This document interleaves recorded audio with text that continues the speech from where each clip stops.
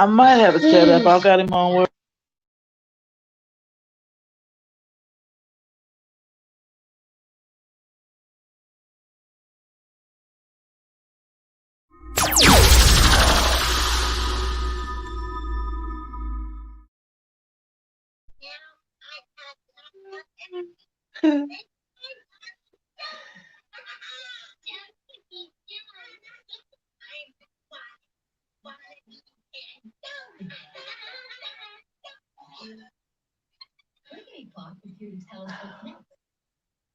We gonna there we go. There we go. There we go. It's good to see you all on this fine day. I want to welcome you to today's edition of Word on Fire. I had to think about it. Well, I had to think, which platform are we doing today? This is Word on Fire, the complete sayings of Jesus. And I want to thank you for joining me and my bootleg sisters on today, my beautiful bootleg sisters. I am so glad to have both of them back with me on today. We missed my sister Sheila on last week, but I have to say, listen, Anita held it down. She held it down. And so I appreciate having both of them back with me on today. For those of you that see Malcolm's hand, that's our little great nephew, and he's going to help us preach and teach this. Neat. All we see is his hand up there. Come on, say hi, Malcolm. Hi, Malcolm. Hi, that's my little preacher man. That's my little preacher man. Yes, it is. Okay, yes, see, now he's gonna try to preach. All right. That's all right. That's my preaching baby. That's my preaching. Listen, the Rebel Ink said she's laughing at the hand. He's laying on the hands already. He's laying on the hands, baby. Laying on the hands. We teach them early over here in this country. We tell them, look, when they come into the Stillman family, any way, shape, or form, Harvey, Betts, all of them, they all anointed. Miles, the whole nine, kit and caboodle. We train those babies up right. Well, it's good to be with you all on today. And we're going to continue on with the complete sayings of Jesus. We are excited. I think the teachings have been just absolutely phenomenal. And I will say, even after the broadcast here live, the rebroadcast, the broadcast on demand, many of you all are talking about how it's blessing you. As you see, I do come back and read your comments and your statements that you have, and you make some beautiful observations. And I'm glad to know, and without a shadow of doubt, I'm not surprised. My bootleg sisters are really blessing you all.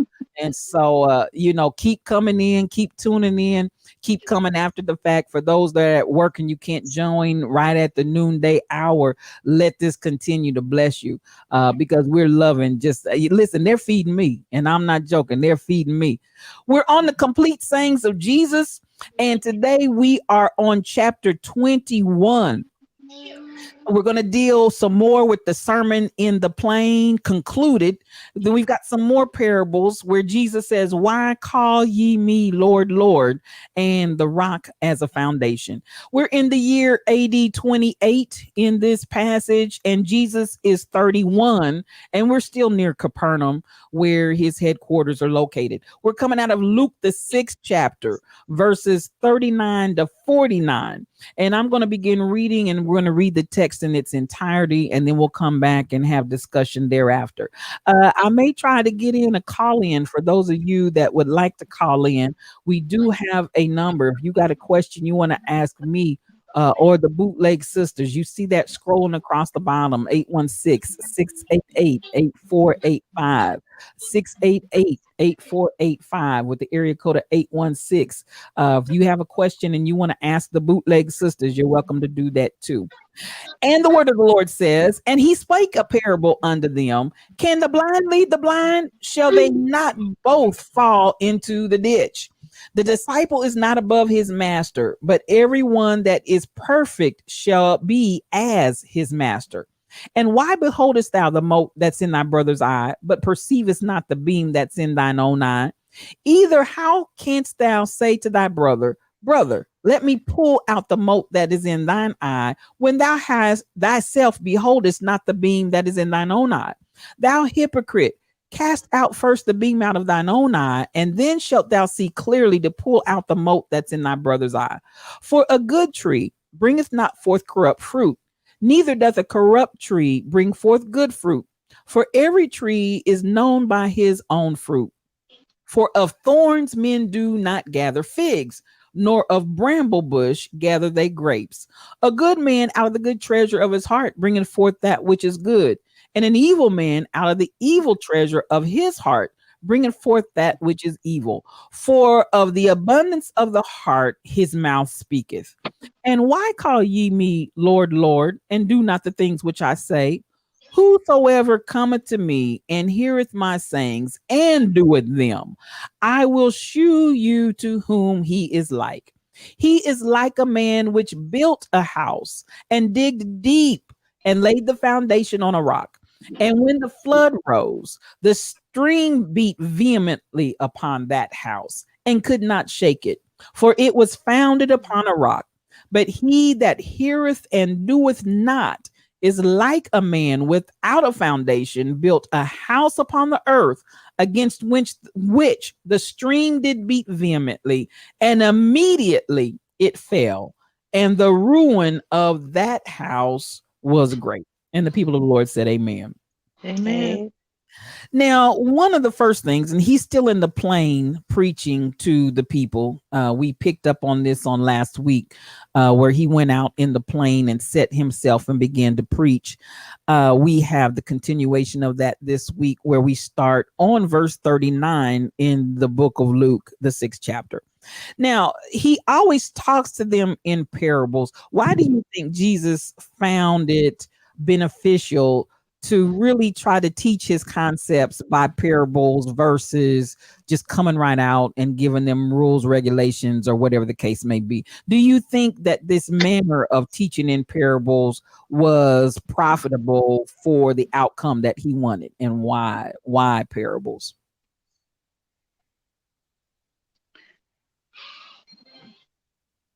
Go ahead. I believe it was a very effective way to get the core lessons across to people in ways that they could comprehend, and also in ways that made sense to them in their daily lives, so that they could not only understand the principle mentally, but in their heart be able to understand the attitude, yes, that Christ was talking about.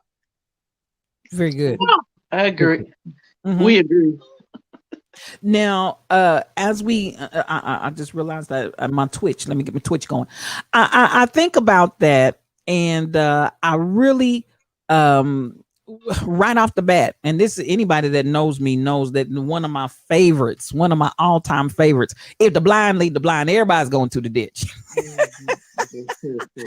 I think, and that's where we start with this parable, and he asks it, he formulates it as a question, because I want you to think about it, is basically the approach that he's taken. And I love that because, I'm going to be more inclined to say, if the blind lead the blind, everybody going to the ditch. But he asks it in an interrogatory. Can a blind person lead a blind person? Shall they not both fall into the ditch? I love his ability to frame it where you really have to think about it first. And I bring that up from the standpoint of, I feel like a lot of religion today, a lot of religious folks today, what we do, and it speaks to me to say, okay, Regina, notice how he asked him the question to make them think about it first. Don't just give them an answer. Don't just give them what your particular opinion or idea or concept is, even though you may lead them to the water. As they say, you can't make them drink, but as my dad used to say, but you can give them some salt and make them awful thirsty. And the idea in our spiritual journeys now, instead of just trying to force people to the watering hole and make them drink whatever it is we're trying to teach, I think Jesus, by the way of asking and sharing this parable, but starting it in the form of a question that made them think first. can this happen? What will it can? If you do this, then what? And the person literally has to stop and think about it first. We need to make more approaches like that in our common journey, our current journey spiritually, as far as the idea of giving them salt and making them thirsty, but don't just take them right to the watering hole and try to make them drink. How do you feel about that? Because I feel like critical thinking in common spirituality and religion is almost gone. I hope not. I think the reason why he asked the question, because number one, if he created us, God created us, and he sent his son down here to kind of give us direction. But the main thing of it is, it's not like he's going to whip us over the head and say, this is what you got to do. You got to do it this way. You got to do it that way, whatever. So he's giving you choices to really think about what you're doing, why you're doing it. And as whatever religion you decide to do, choose which one you want, but it's all the choices are to lead you to the light. Now, once you reach the light, then we're all on the same page. So it's not about what religion we are or whatever. It's just a matter that, did we reach the light? We all got to reach the light and if we can to make it. So I think that's another reason why he's asking a question. Which way are you going to choose? Which way is going to be the way for you? Because now, if you choose a way that is you got the blind is leading you, then you're going to end up in the ditch. And I think that's pretty common to where everybody can relate to that. Okay. Excellent. You got an amen from Malcolm. Malcolm said, amen. I certainly agree. Oh, I'm sorry.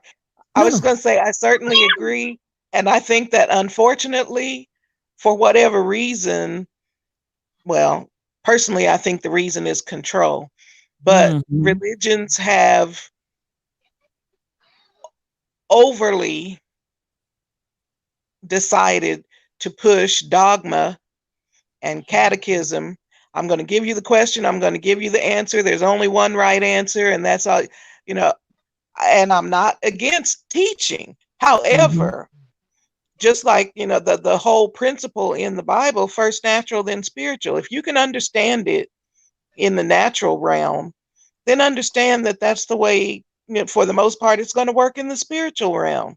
And I think by asking the question, can the blind lead the blind, and won't they both fall in the ditch? It's asking that person, first of all, open your eyes so that you're not blind, and then pay attention to the people who are leading you. Because if you see that they're blind, maybe you better quit following behind them. That's right. But this is what I want to address, even in the closed thinking and the non-critical mind in our approach of religion. In a lot of denominations and a lot of faiths, the idea is to keep everything very, very closed. But that creates a scenario where even if you see, and I can almost equate this to our current administration in politics. And this is the way Jesus used parables. See it in the natural, you can see it in the spiritual.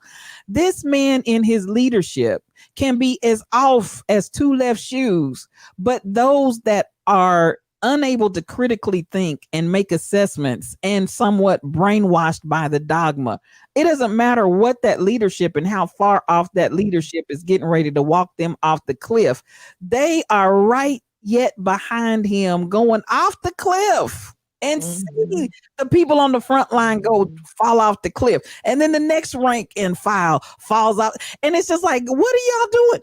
But while we see that in the natural, I've seen it for years, and it seems to be even more grossly so now, where we're doing that same thing in the spiritual, where you got leadership where, because we don't have the ability to process with a critical mind, but because they said so, because they taught me, because this is our tradition, because this is the way that we've always done it. You see them walking right off the cliff, and the next one walks right off the cliff behind it. And I'm sitting there and I'm looking, don't y'all see y'all walking off the cliff? You know, what are you doing? And so I feel like when Jesus talks to the people in this way, and again, as Sheila said, you open your eyes first. And like Anita said, light, you come to the light first and then walk in the light. And in that walking in the light, you've got to be truthful to whatever the light reveals. I think that closed-mindedness is almost where we're teaching the people to shut their minds down to the light and continue in darkness, even though we say we're light. Do you all agree, disagree? I mean, how do you feel about that? Because I mean, I'm gonna say this case in point, and I'm gonna jump out of here and let you all talk. But I was reading something on this person asked yesterday evening. They sent me a friend request on Facebook, and he's a spiritual leader. And so I was like, okay, but I don't know him. So I went to his page, and to my dismay, of course, I see all his people all lined up wearing white, looking like and I'm like, okay. And then I start reading his words, because I just want people to know, when y'all send me friend requests, if I don't know you, number one, I'm going to go to your page and see everything I can see about you before I add you, and still you might not, you ain't going to get added. So when I get into it, he was like, he's got this whole dogma and teaching about voting for Trump because he believes in women. This is a black man too. He believes in women's rightful place of reproduction, and that those that have taken on this mindset of not following in the order that God gave, because Adam named women. I mean, all of this is in just one post. Wow. Adam named women and woman, and that was God giving him authority over the woman, and her calling is to be fruitful and to multiply. And he's standing there with this whole group of people to the right and to the left, and y'all know I was like, I hurried up and was like, nope.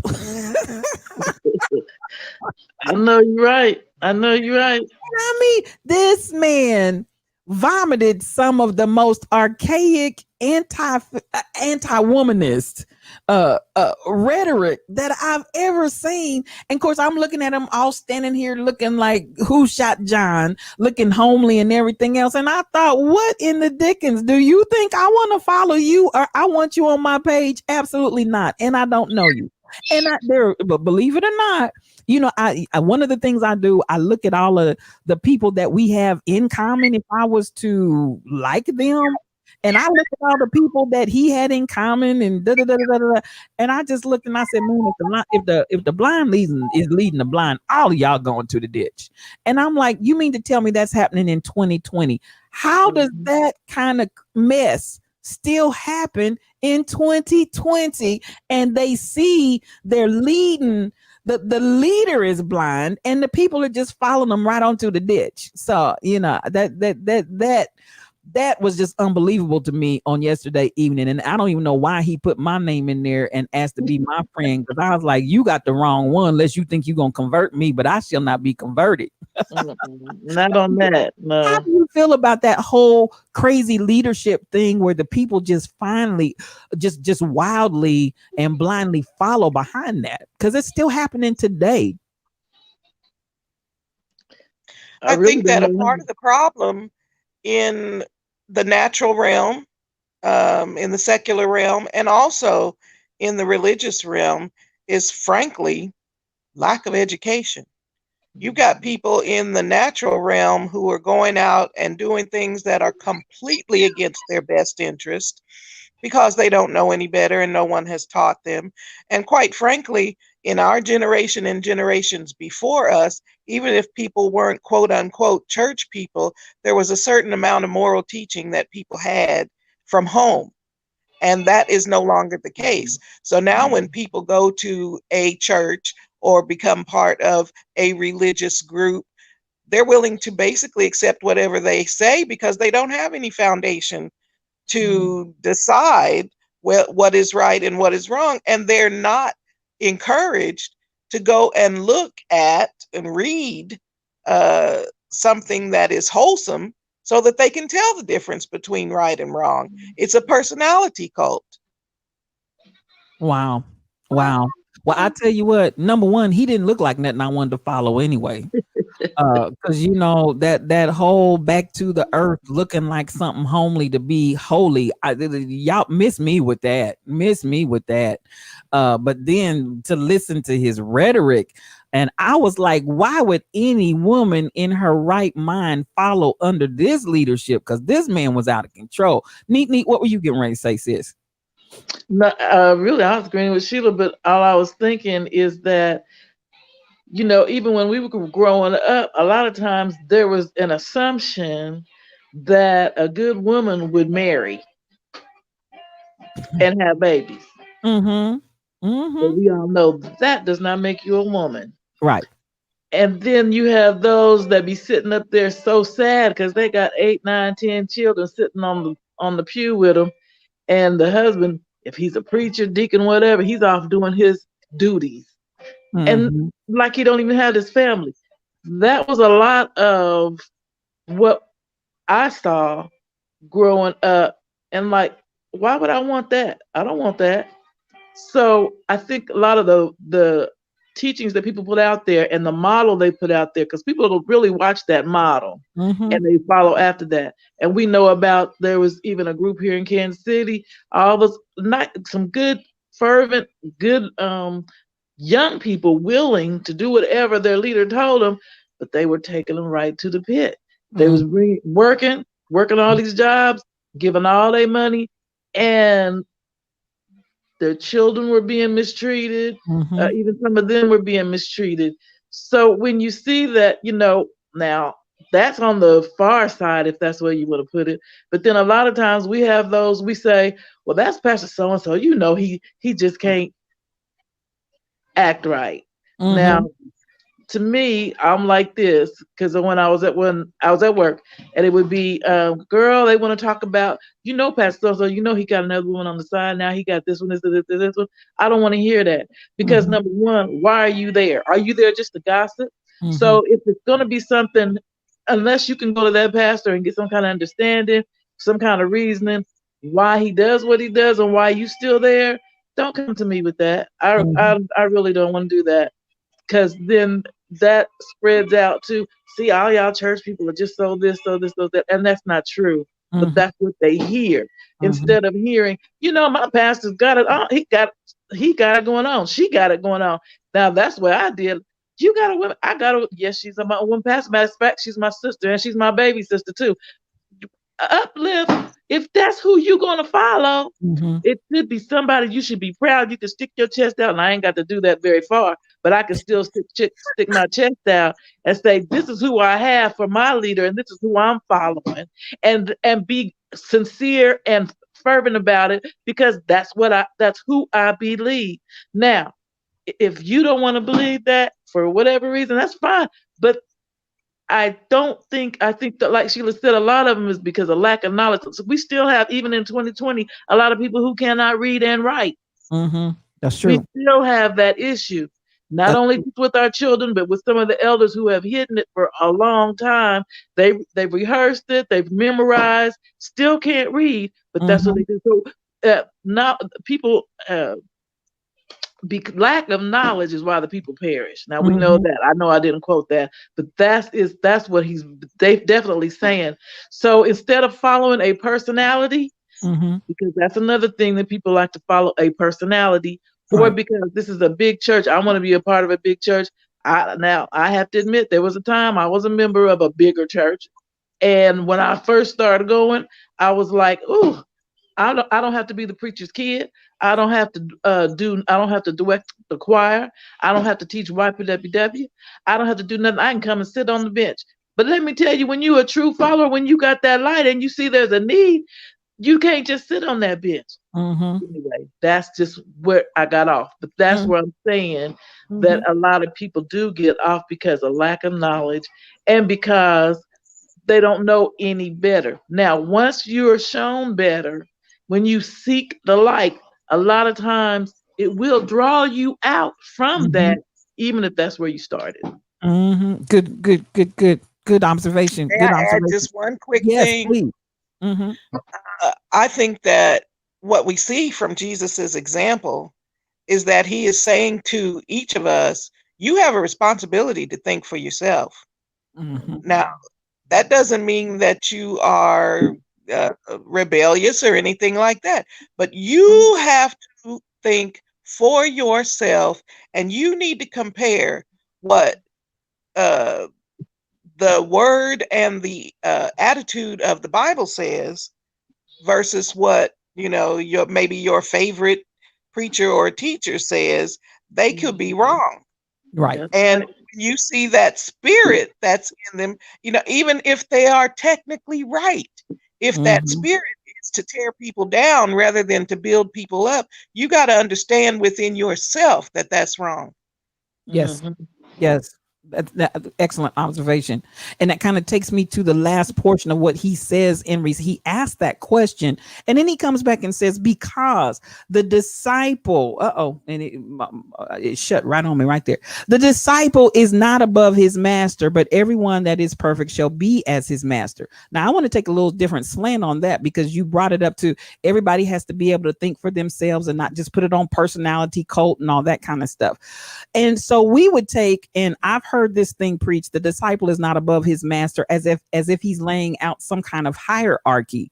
Really, if you listen to what he said, is that the modeling is really supposed to come from whoever's supposed to be the quote unquote master or teacher. And that if everybody that comes behind me from what they see manifested from my modeling is shabby, then I must be doing something.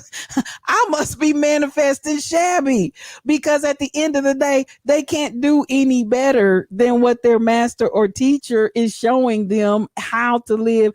And so I challenge from this standpoint and love Jesus's accountability and responsibility as the master, the teacher, the rabbi of his disciples, in that he was basically saying to the blind can't lead the blind, or everybody's going to the ditch. So we're talking really not only when he asked the question to them, not only a matter of them being able to see themselves, but he's really addressing leadership. The question, the issue here, leadership. And we'll go a whole lot of places with that and still dance around the reality that he's calling leadership into accountability as well.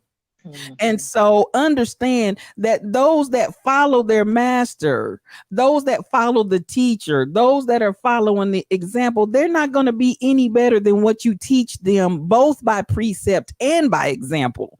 And in today's time, we have a whole lot more in our leadership where the leadership expects the congregation to perform a certain way while I live raggedy. And when I say live raggedy, I'm not talking about, definitely we're not trying to live raggedy as far as materialism, because we want to be high on the hog and the number one, that concept that I'm at the top, and y'all feed me and everything goes up and nothing comes back down. But I'm saying raggedy in judgment, raggedy in justice, raggedy in caring for people, raggedy in doing good works. We want everybody else to do that. But listen, I'm the first model. And I think that's exactly what Jesus showed, because he was a good master. He was a good teacher.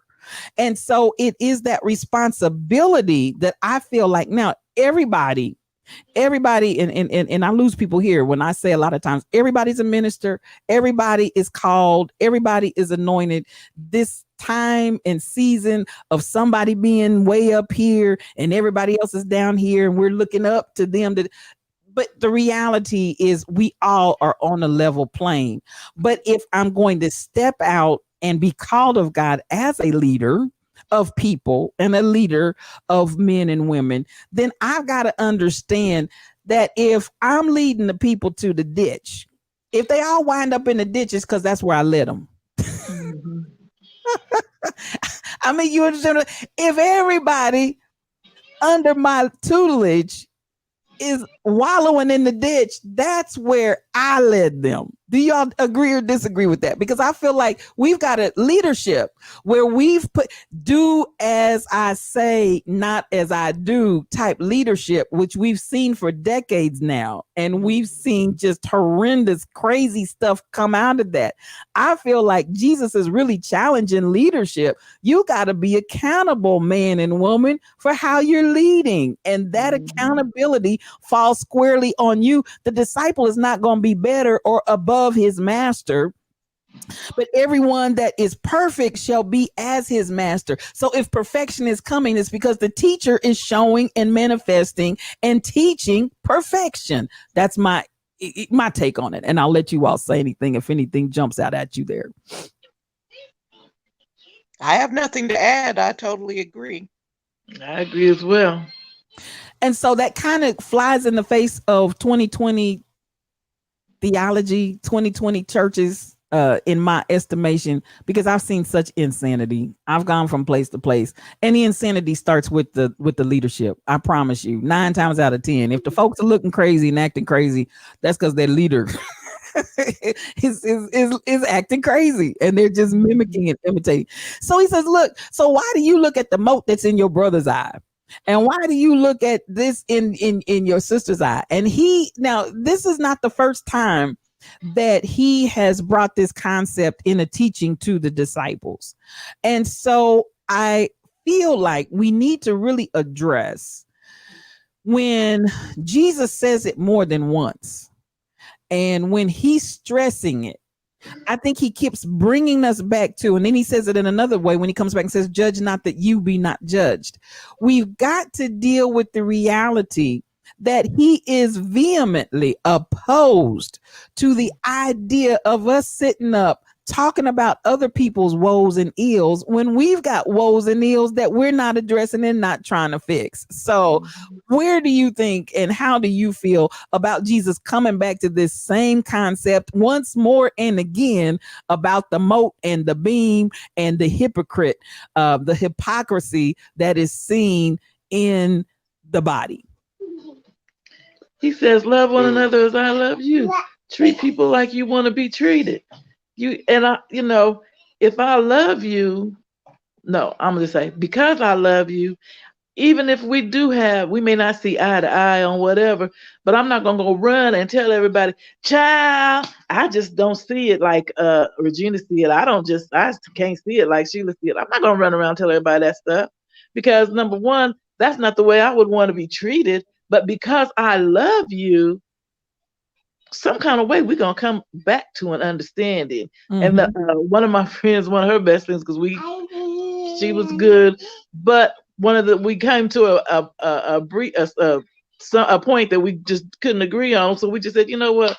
We're just going to agree that we're not going to agree on this. So we're just going to move on. But it's not worth losing a friendship over. Right. And that's just the way you go with it, because we love each other. Yes. Excellent. One of the things that I really like about the parable of the mote and the beam is that the person with the beam is going to point out the much smaller issue that the other person has.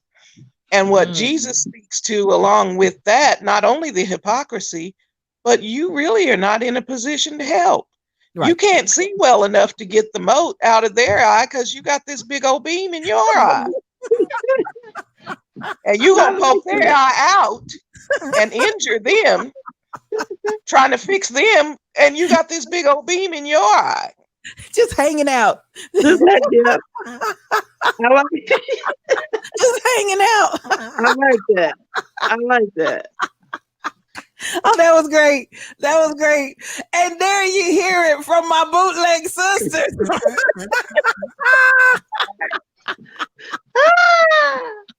The visual on that was great. Come on, Sheila, say that one more time. Come on, say it one more time. Hey. Oh boy. That, you know, and that is so true and so valid. Listen, and said, go bootlegs. I'll tell you, wow. and you make such a valid point, and the imagery is so good because you got this big old tree hanging out your eye. How can you see anyway? And especially, how are you gonna see to fix somebody else's eyes? Everybody going away. That go back to the beginning. Can the blind lead the blind? Shall they not both end up in the ditch and all be blinded? That's right. The little vision I did have is gone. All gone. From you trying to fix it. From you trying to fix it. So, you know, at the end of the day, I'm like, that is such an excellent point. And he keeps coming back to this story over and over again. We see it in the judge, not that you not be not judged. We see it when he has the story of the unforgiving servant, where one man is forgiven of this great amount of money. And then he goes out, same concept as that beam in that moat, the big, the little. He goes out and he's being forgiven $1 million. Then he goes out and finds somebody that owed him $10 and wants to throw him into the inner prison. And we keep seeing this same thing over and over again, where he basically is teaching, as Monica said, he had to keep saying, because his children are hard-headed. He keeps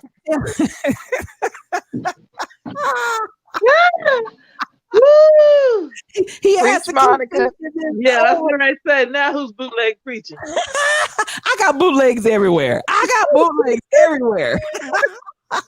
At the end of the day, we just keep coming back to this theme. Stop looking at your brothers and sisters and trying to read them and trying to diss them and trying to put them off and what they're not, when at the end of the day, you know, you are guilty of more than that. And so, as Anita said so aptly, it comes to that point where we begin to say, I love my brother. I love my sister. I'm not going to put you out there like that. I'm not going to have you flapping in the wind. I'm not going to talk about you like a dog. I'm not going to treat you dirty because of whatever your issue is that is causing your vision to not be clear. I'm going to deal with my own vision.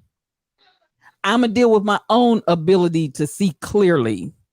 And first and foremost, it all happens inside of me, because if we all embrace the idea that I am a leader, not just the set leader, the set man, the set woman that we teach, you know, from Christian pulpits, but no, we're all leaders.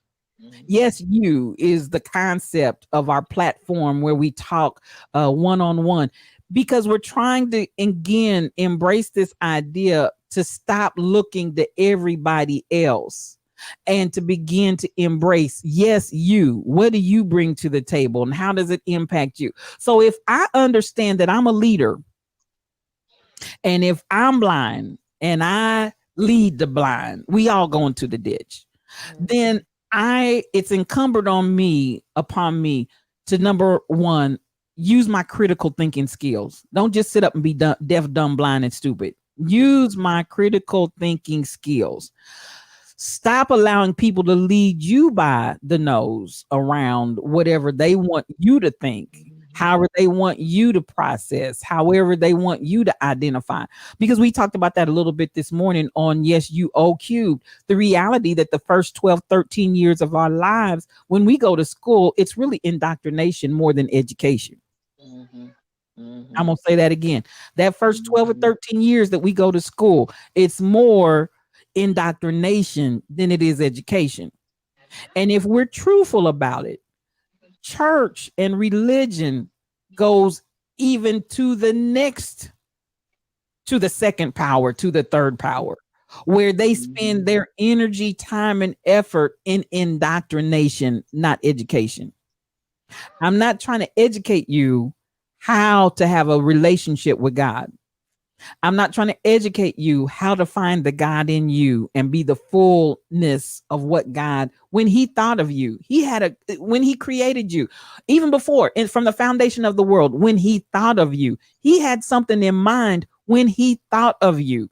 How can I educate you how to get to that you?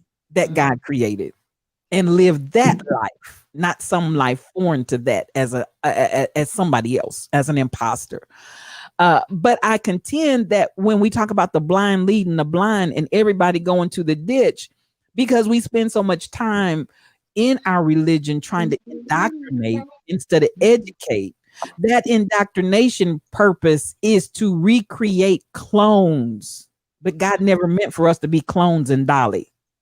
Mm-hmm. Thank you, Malcolm. Thank you. Even if even if they perfect Dolly and creating Dolly, and for those that are too young to remember, Dolly was where they had done the we got the little petri dish, and we figured out how to grow these genes until we can create something that looks like, walks like, acts like, like a lamb. But at the end of the day, it didn't come from the natural process.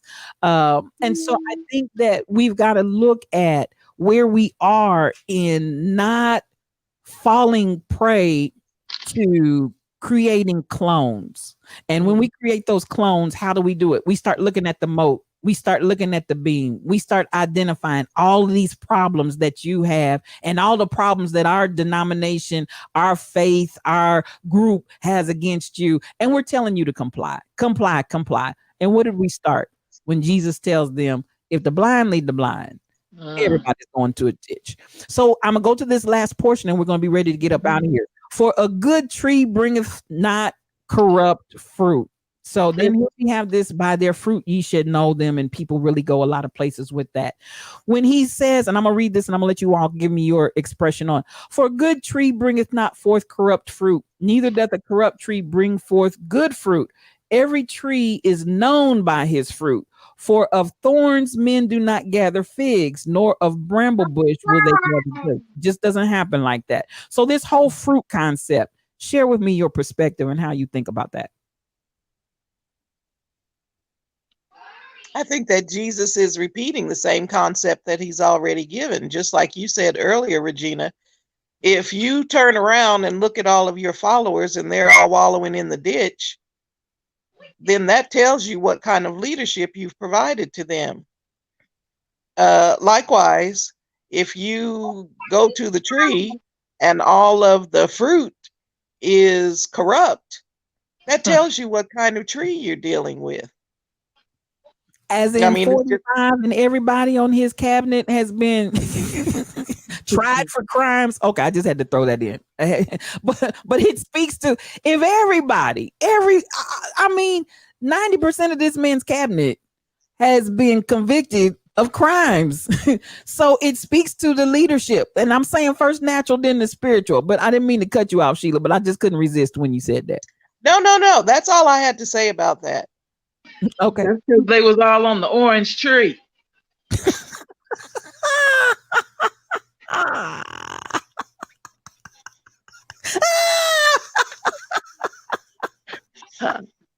All them oranges on the orange tree.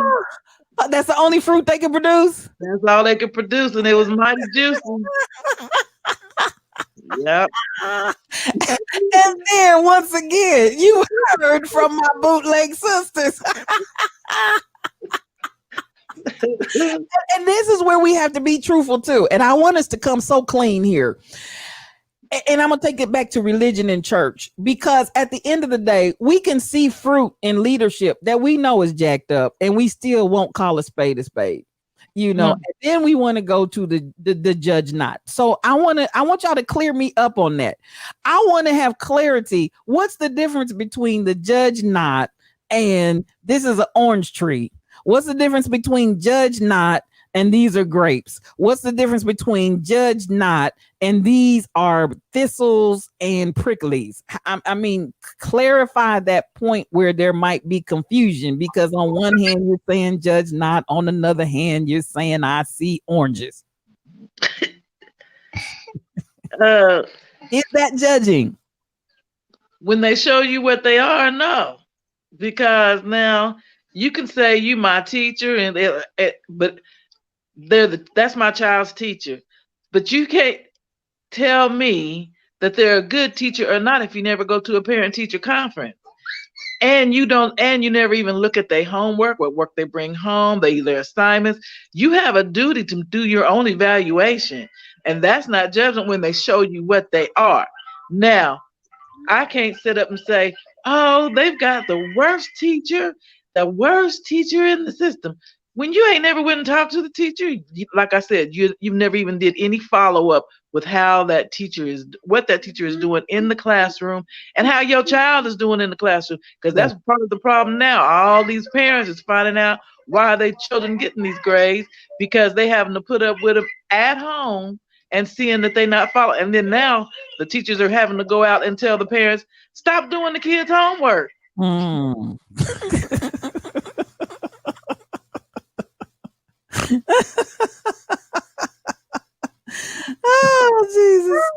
Jesus. And some of them are helping them flunk, but it's still not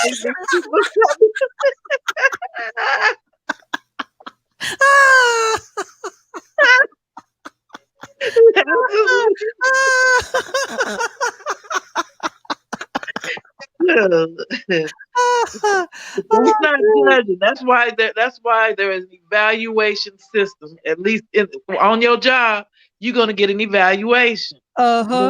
When they come up there and say, Miss Anita, we gotta let you go because you're not making the quota. You're not keeping up the standards that we said we wanted. That's why they go by that. Now that's not judgment. That's an evaluation. Okay. Come on, sis. Come on, bootleg sister. Break it down. Break it down. Come on, Sheila. What you got to say? That's good. That's good teaching.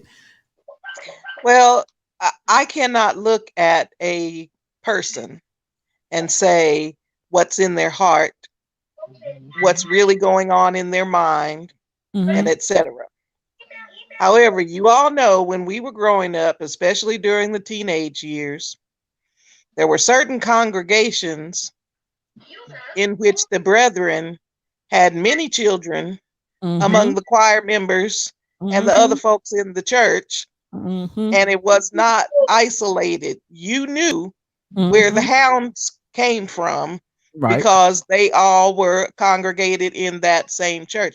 Now, you can't tell me that there's not something rotten in the midst. Come on. When everybody in my age cohort is out here doing the same thing. Right. Now, that I don't believe is unfair judgment. That's just an observation. You see what the fruit is. And it don't fall far from the tree. Come on. Hey, that fruit is sticking out in them stomachs every few months. So I don't have to guess about that. And it's not just one of you. It's not just two of you. It's the whole lot of you doing this stuff. And then you still trying to get in my face. No. Something is rotten in the midst. That's all I'm going to say. Right. And I'm gonna go one step farther than that. And yes, it is the fruit, it's the manifestation, and they are being fruitful and multiplying. And then I want to add to it the dastardly deed, as we knew back in the day, where they then wanted to make the sisters come to the front of the church and repent and apologize. While the brethren's fruit is growing. Humiliate them. Yeah. And so we've seen this, and at the end of the day, let's go back to I'm gonna keep going back and referring back to the original opening concept that Jesus starts with. Can someone be blind? Lead the blind. What's going to happen? Everybody's going to the ditch. And so to really identify what both of you have shared, and it is a matter of making an assessment. It is a matter of looking and saying, okay, I'm not judging you. I'm looking, as you said, Sheila, I'm looking at what is being produced here. And at the end of the day, I'm still going to go back and say, it begins to identify the leadership. If everybody keeps going to this ditch over and over and over and over and over again, because if the leadership is correct, if the leadership is just, if the leadership is right, then something should happen to alter and modify that behavior from continuing to happen over and over and over again.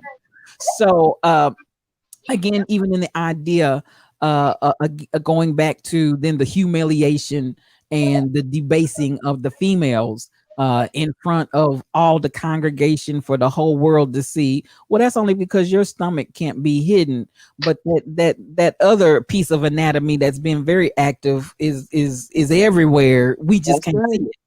So, at the end of the day, we still have to come back to, if the blind lead the blind, everybody's going to the ditch. And coming to that place of love and compassion where we can be wholesome. And I think, again, you all know my position on it, particularly when you start talking about the children and the offspring, that there's not a life, there's not a baby that God brings into this world that he doesn't intend to be here. And we stop telling them that they're mistakes and they weren't wanted and all that kind of damnable stuff, because again, that's out of order as well. So I appreciate you. Out of good man, the good treasure of his heart, he bringeth forth that which is good. And an evil man, out of the evil treasure of his heart, brings forth what is evil. For out of the abundance of the mouth, the heart speaketh. And I'm going to close with that because we're coming up on the close of this session. But and people are like, why does she keep coming here? Because I'm trying to make an example of first natural and then spiritual. But that natural also includes what we're dealing with right now in today's world. And I'm going to go here to the statement that the president made relative to stand back and stand by.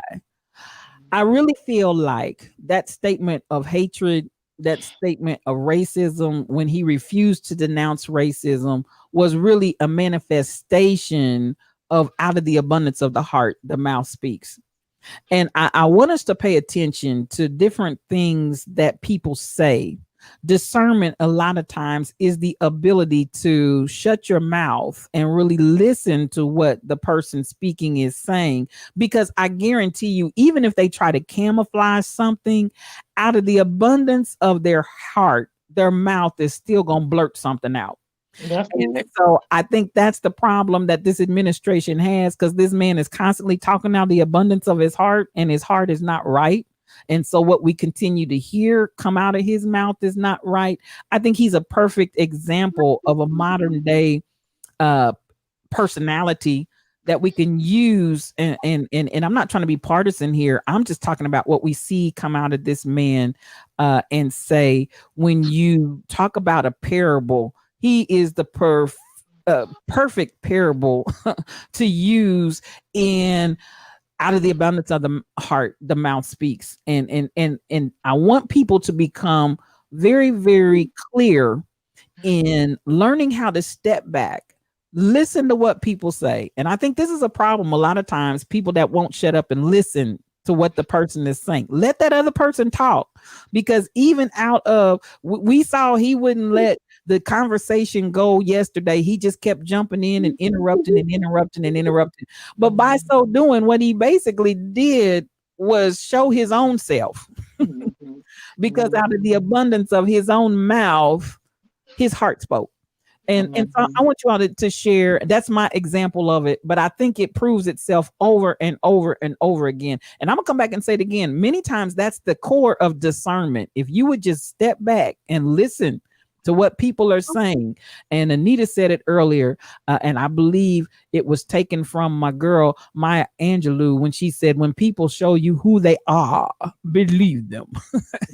And I'm going to let you all take it away. Well, I agree with that. And, I tend to be a very self-analytical person, but I listen to myself and what I said. And sometimes it opens my eyes to some things that, I may say, oh, well, I have forgiven that person. I've let that issue go. But then later on, I hear myself saying something about that person that shows it's really not dissipated yet.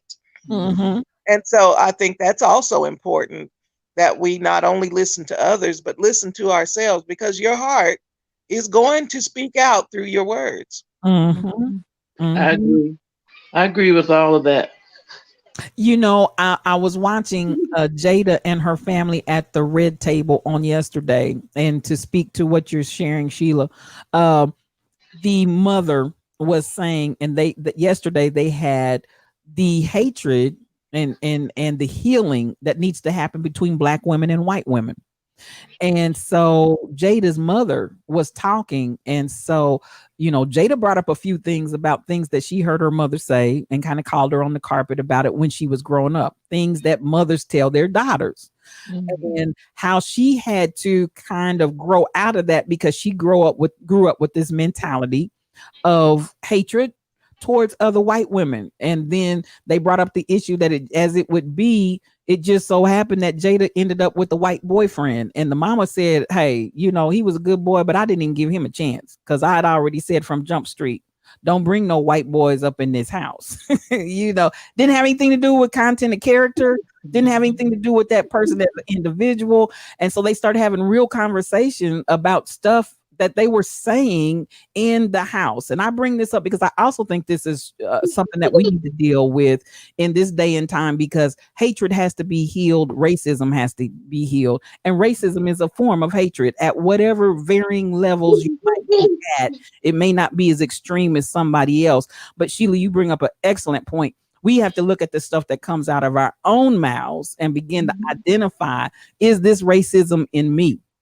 And so when Jada's mother began to talk and really uncover a lot of the racism that she had experienced in her youth, and literally having lived during the time of open segregation and open hatred and racism toward Black people. And then she also brings up the issue of, because there is a lot of Black white in her family, even prior to her, the hatred that they had towards their white counterparts in the family, because it didn't always come from the healthiest way of conception.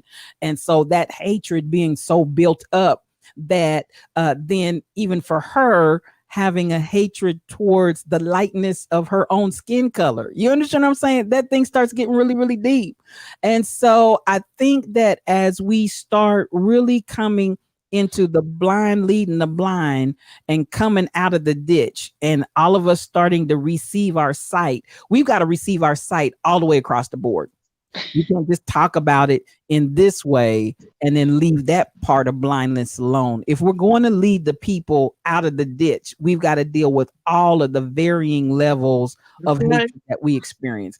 And so I'm going to say that, and we're going to get ready to close out right here. But if you all would speak to that whole area, as Sheila has so poignantly and beautifully brought up, how do we start to find and listen to the things that come out of our own heart and start to change it? And I'm gonna let you all speak to that. Sometimes that's what some of the circumstances we go through is about, because like Sheila said, that's over with, or because it hasn't, you haven't had to address it, you think it's dormant. The child, don't let something happen, and then you'd be like, oh man, I didn't even realize I still felt like that. But it's a self-evaluation first in order to correct yourself. And that's why if you got that big old tree in your eye, you need to go to the doctor and get some help instead of trying to use that as a microscope. There ain't no microscope, it's a tree. And go on and get fixed. Come on. That's a good word. Come on, sis. I totally agree. Even though we didn't go to the end of the thing, I think that's basically what Jesus was saying, even in the end part, when he talked about digging down and getting to the foundation. Not only the foundation of your faith, but the foundation of yourself. You can be surface Christian all day. My dress is below my knee and my hair is done a certain way, and I do or don't wear earrings, or I do or don't wear lipstick and makeup and blah, blah. All that is surface. And when the flood comes and the stream beats against that house, that thing is falling down. Come on. And great will be the fall of it. Come on. But if you dig down and really, I know that I live in a racist society, so the great probability is that I have absorbed some racist ideas. So when I hear myself speak, I need to evaluate myself and what is really in my heart, because I cannot possibly know whether I have those racist tendencies in my thinking, unless I do pay attention to what I say. Yes. Right. Yes. And you did bring us to the conclusion of that scripture and the close out of that chapter.